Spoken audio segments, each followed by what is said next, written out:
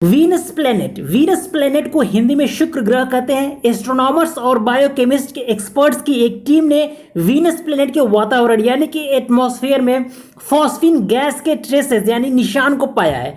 Venus के atmosphere में phosphine gas के मिलने से प्लेनेट पर जीवन होने की या फिर वहां कभी जीवन रहा होगा ऐसी संभावना है।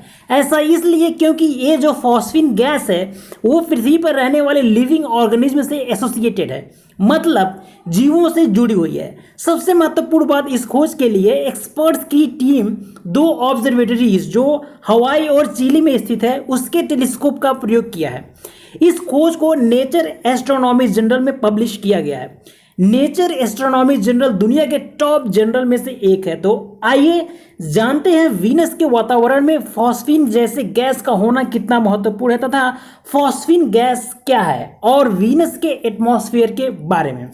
नमस्कार दोस्तों, स्वागत है आप सभी का ई नॉलेज टाइम में। दोस्तों, यदि आप सभी यह चाहते हैं कि इसी तरह हम आपके लिए तथ्यात्मक, जानकारीपूर्ण और ज्ञानवर्धक वीडियो बनाते रहें तो सबसे पहले इस चैनल को सब्सक्राइब कर लें और साथ में दी हुई घंटी की बटन को दबा दें, जिससे हमारे आने वाले ज्ञानवर्धक वीडियो की जानकारी मिलती रहे। तो दोस्तों, यहां पर हम अपनी बात शुरू करेंगे नेचर एस्ट्रोनॉमी जर्नल से। आप देख सकते हैं यह है नेचर एस्ट्रोनॉमी का वेब पेज और इसमें एक आर्टिकल पब्लिश किया गया है जो है phosphine gas in the cloud decks of Venus. तो इस रिसर्च को एस्ट्रोनॉमर्स और बायोकेमिस्ट की एक टीम द्वारा कंडक्ट किया गया। रिसर्च में जो रिजल्ट आया वो बिल्कुल चौंका देने वाला है, क्योंकि वीनस जैसे ग्रह जिसकी कंडीशन हेलिस है, मतलब स्थिति बिल्कुल नरकी है, सरफेस का टेम्परेचर लगभग 464 डिग्री सेल्सियस होता है, एटमॉस्फेयर 96.5% कार्बन डाइऑक्साइड और 3.5% नाइट्रोजन गैसेस से बना है और प्रेशर 100 गुना ज़्यादा है हमारे वायुमंडल से। तो ऐसी परिस्थिति में कोई भी जीव वहाँ पर नहीं रह सकता, यहाँ तक कि सूक्ष्म जीव भी। लेकिन रिसर्च में जो सामने आया है वह है phosphine gas. Phosphine gas living organism से एसोसिएट है, मतलब ऐसा माना जा रहा है कि यदि वहाँ पर फॉस्फीन गैस मिला है तो माइक्रोब्स होने चाहिए, यानी कि वीनस पर लाइफ है।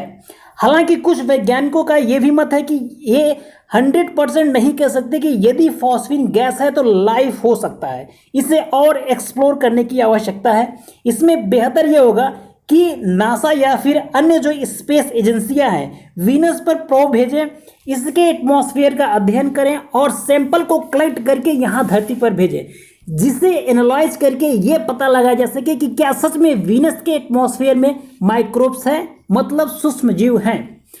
देखिए, हम यहाँ पर वीनस के सरफेस पर लाइफ है कि नहीं उसकी बात नहीं कर रहे हैं, हम बात कर रहे हैं वीनस के एटमॉस्फेयर की, क्योंकि ये जो फॉस्फीन गैस की डिस्कवरी हुई है वो वीनस के एटमॉस्फेयर में पाया गया है, जो सरफेस से लगभग 50 किलोमीटर की ऊंचाई पर है, जहाँ का तापमान 30 से 80 डिग्री सेल्सियस के बीच होता है। लेकिन एक और चौंकाने वाली बात यह है कि वीनस के एटमॉस्फेयर का जो अपर लेयर है वो सल्फर डाइऑक्साइड से बना है, जो बहुत ज़्यादा कोरोसिव एसिड है। ऐसे में वहाँ कैसे कोई माइक्रोब्स जिंदा रह सकता है।